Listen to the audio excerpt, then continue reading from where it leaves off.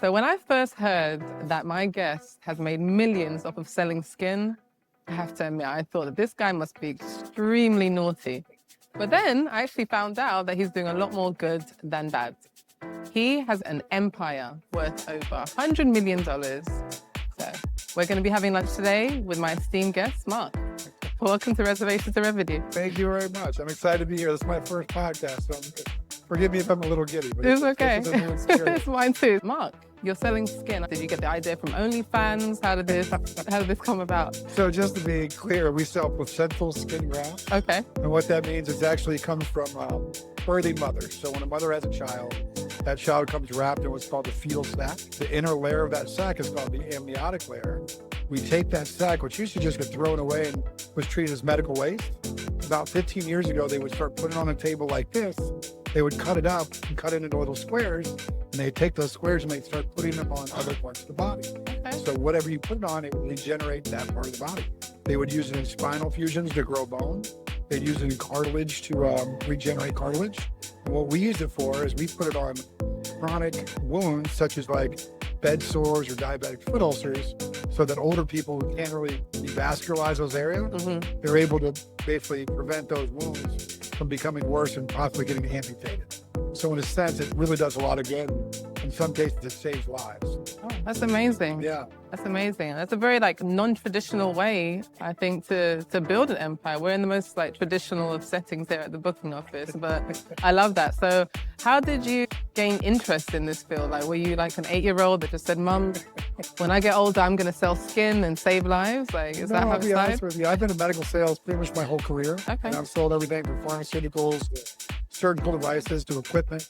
And about 5 years ago, I was selling injectable amniotic fluid, which just gets pulled out of the woman's belly when she's pregnant. And that also was used all over the body. Tendinitis, knees, whatever pain and aches you had. And it worked really well. But Medicare, which is America's insurance for anyone 65 years of age and older, they said, you know what, there's a lot of fraudulent competitors in the space. We're just going to stop paying for everyone because we don't want to be the police that monitors it. So I had a pretty successful company at the time, but when they pulled our reimbursement, we went to zero. And I had a friend, I didn't know what I was going to do next. My friend called me and said, what do you know about skin graft? I said, what's a skin graft? He showed me and walked me through the process. I took 3 samples to a friend of mine who was a podiatrist. He treated them, and Medicare paid him, and I made $15,000 in profit from those 3 grafts in a week. Nice. And I said, I don't know what I'm doing, but I know there's a lot of money in this. I'm not even sure it's legal, but I'm going to find out. So I started that business that day on my couch. I was one man in a 1-bedroom apartment, and 4 years later, we've got 131 reps, Wow. 40 states in America. And like I said, we're going to do well over $100 million in revenue this year. So it's been a dream ride. It really has. That's amazing. I love that. So before you started your career in medical sales, tell us a little bit about where you come from. Are you old money, new money? Are you going out getting the rapper change as soon as you hit the $15,000 check? Tell us a little bit about young Marc. Great question. So I grew up in Orlando, Florida. I was born to a single mom. We're very close. I'm an only child. She's my entire universe. Lovely. We'll be close the rest of her life. Yeah. But she was always a very hard worker. Her side of the family, my grandfather, his great-grandfather, they were all entrepreneurs. They all started their own businesses in northern Alabama. That's where my mom grew up. And my mom, even though she's been a nurse most of her life, has always had the entrepreneurial spirit and gene. She started a real estate company when I was young. I think she had a pawn shop for a little while. She started a payday loan store in California about 30 years ago. Nice. And she was running that full-time while nursing full-time ever since I got out of high school. So I got to see her in action. And once you have the gene, you either have it or you don't. Yeah. People always say, how do you become an entrepreneur? I don't think you become one. I think you just reveal the gene that you've always had. Yeah. And it takes a lot of failures to find the right path. But some people hit it on their first try. Some people hit it on their 31st try. As long as you keep trying, you will ultimately find your path. Probably had, 15 to 20 failed businesses. I've had moderate success in a few, but nothing that's come as well as this last venture. Decided to be the right place at the right time at the right people. Yeah, that's amazing. So that kind of speaks to 2 things that I hold dear to my heart. My mother actually, she's similar because she's in public health, but she has that entrepreneurial spirit as well. But just speaking to the strength of having a good network. I know you said that you don't tell people what to do, but I've just said two things that are, great pieces of advice. Any other tips or insight that you would give someone who wants to make it big in some type of entrepreneurship or? Sure. I truly believe that you are the circle you carry yourself in. Mm-hmm. I've been through good friends, bad friends. I just knew at an early age I wanted to be successful. I wanted to be rich in love. More so than money, but rich in love. But I knew that a lot of people without money, when money is your number one focus, it runs from you. Yeah. When success becomes your focus, money is gone. Yeah. So I wanted to be successful in multiple areas of my life. I had a lot of friends that just were interested in getting drunk every day and not really moving on. It's hard because I'm a big fan of loyalty. You see so many athletes that try to bring their neighborhood crew with them and they end up kind of holding it back. You got to surround. If you want to be a drug dealer, surround yourself with 5 drug dealers. Yeah. If you want to be a successful person, surround yourself with 5 successful people. And sometimes it takes a while to find those people. When you get in the right rooms, it leads you to other great people. It led me to you. I'm fortunate to. Yeah. It was great how we met. Oh, we've got some food right now. Awesome. Cheeseburger. Thank you so much. Thank you. First British burger. Yes. So, food, wealth building, travel, these are all the things I'm very passionate about. Yeah, right? So I'm going to hope that you like our British burger. You're coming from America, so. It's a low bar, I'll say that. You think? I think America's held the standard pretty high for burgers at least. Maybe we are not. The face of obesity. Yeah. Oh yes, now this is my cup of tea here. Thank you so much. So I don't eat pork and I forgot to tell them not to put any bacon. So that's going to be all you. Are you sure? Yeah, I'm positive. We can take it off. You want to move it? No, it's okay. Okay, just do the willies. Yeah. I was raised in a very traditional, religious family. Mm-hmm. And it's one of the very, very few habits that have stuck with me from the religious side. So. That's good. Probably a healthier habit. Yeah, I think so. Yeah. Never drank Coca-Cola either in my entire life. Whole life. Yeah. Good for you. That's one of my vices I'm trying to shake. It's like liquid crack, though. It's so good. So dig in. Tell me what you think about my choice here. Well, it's a good burger. The booking office club burger, something like that. But yeah, they're known for it. Now, how long have you been in London? I know you were here earlier in life. I was born here, born and raised here. Moved to America in my early teens. Can't really reveal how old I am because, I'm still 23. 10 years ago, of course. Short while ago. But yeah, I've been back and forth, we'll just say that. I get it. This place really does draw. We're also good people. I've been here about 2 weeks and I've met some incredible people. They all kind of stick together. You meet one, you get to meet their inner circle, and they're cool. They let you into their inner circle. You seem to travel a lot. I do. It's one of my passions. Nice. How do you manage traveling with running such a successful business? Great question. So I started my company about 4.5 years ago. Okay. First 2.5 years, literally I've never worked harder than anything my entire life. Mm-hmm. I was working on average 18 hours a day, 6 to 7 days a week. Say, God damn. It was crazy. Even when I wasn't working, I was thinking about work. When I was sleeping, I was dreaming about work. We were going so fast. I look back, I can kind of see Zuckerberg when he had his Facebook days, you can't take your foot off the gas because you never know if you're going to get another opportunity like that.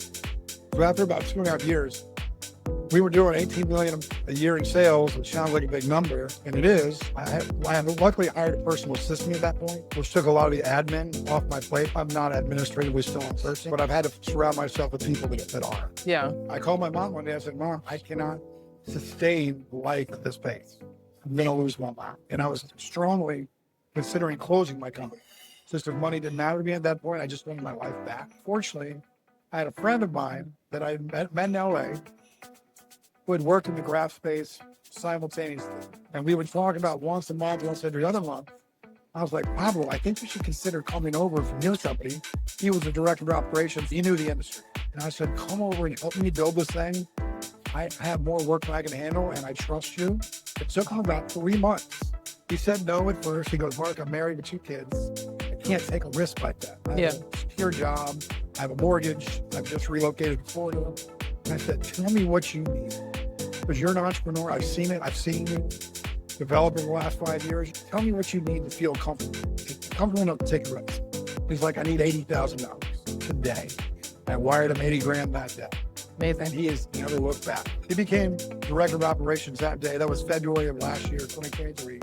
He took us from 18 million to 45 million. He took us from 45 million to well over 100 million this year. Wow. And I give him all the credit. What it made me realize as the CEO that your job is to find people that are better at things than you are. Yeah. And slowly replace yourself with those people. So at the end of the day, you want a smoothly running operation that you can check in on periodically. I still check our books daily and we make decisions together. We're looking at next year's reimbursement. We're not sure what Medicare is going to do. Whatever they decide, we will find a way to pivot. He's someone I've grown with and I trust him implicitly, just like I would my mom. I can't tell you how lucky I am to have him in my life. It's like a marriage. It really is. And we just work really well together. And I'm grateful to have him in my life. Sounds like the best type of marriage. Makes you richer, not poorer, right? That's good. That's good. I love all the wisdom that you have. Did you make your first million before you partnered with him? I did. I think I made my first million in my 20s. I started a drug and alcohol treatment referral company. Okay. So we weren't a treatment center, but we would find people and refer them to those treatment centers. Mm-hmm. And it's an industry I knew nothing about, but I was a professional poker player at the time. And a guy I ended up playing with, I knew that he was very successful in that space. He came up to me one day, he's like, hey, can I borrow $50,000? And that was a lot of money to me back then. Right. And I go, I don't understand. You're a millionaire. Why do you need money from me?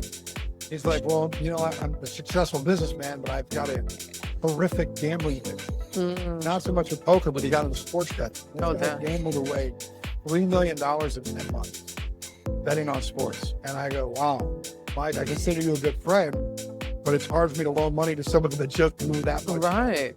So I said, let me think about it. I took a couple of days. I had kind of grown out of love with poker, but it's a very isolated life. Your friends who you travel with also are your competitors. It's a zero-sum game, so you only make money when you take money. It just wasn't the life I felt fulfilled in. Yeah. So I said, all right, Mike, here's the deal. I'm going to loan you the money on 2 conditions. 1, I control every dollar that comes in and every dollar that goes out. No questions asked. 2, I want you to teach me this business. And he had been doing it for probably 8 years. So within 6 months of our opening our company, we made $1 million. Nice. And I was like, wow, this is my path. We ran it for about 1.5 years, and then one day I woke up and all of our money was gone.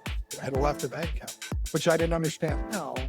Because I was the only person that could sign checks. Yeah. Well, this guy was such a clever businessman. He took our company documents to another bank and opened a bank in his name.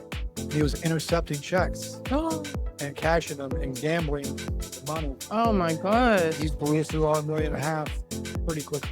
Wow. It took me about 3 months to really figure out what was going on. Yeah. At that point, it was too late for the bank.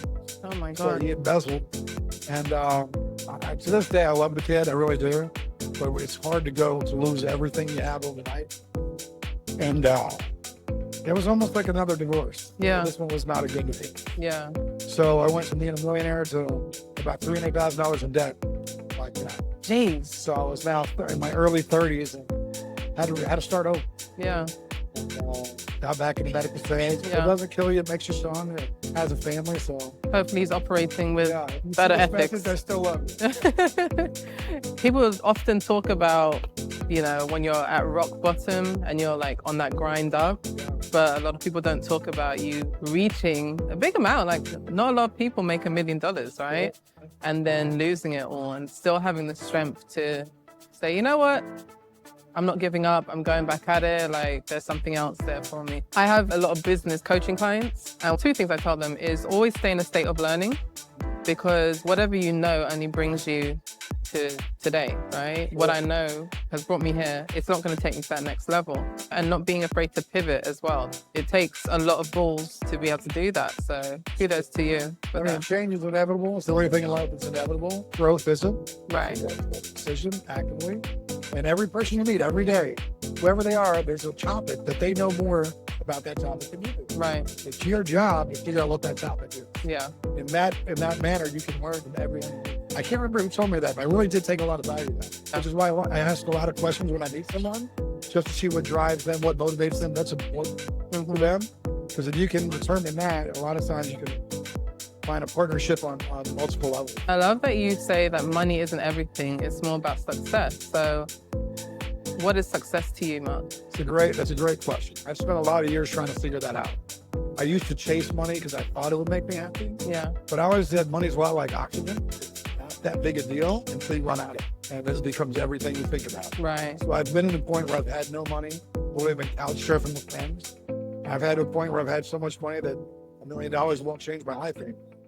It is more comfortable. I do believe that money gives you freedom. I feel very fortunate. I've never been someone that's had to live in the big house or drive the Ferrari. That's never been a real grind for me.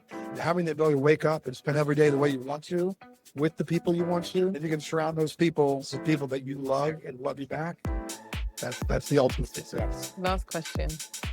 If there was one thing that you could text your younger self, what would you text young Marc? I'd say, hey, it's going to be harder than you think. It's going to take longer than you think.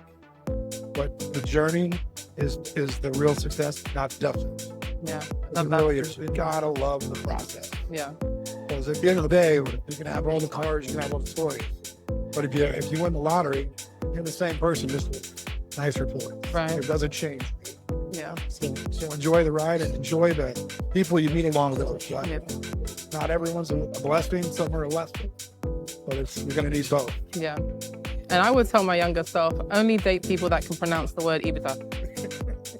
Oh, Marc, thank you so much for, spending this time with me and discussing your story. It's been great to learn and hear how you've made it. No, thank you for the invite. This has been a great trip, a great lunch. My first interview, I think it went pretty well. Yeah, I think so too. Myself.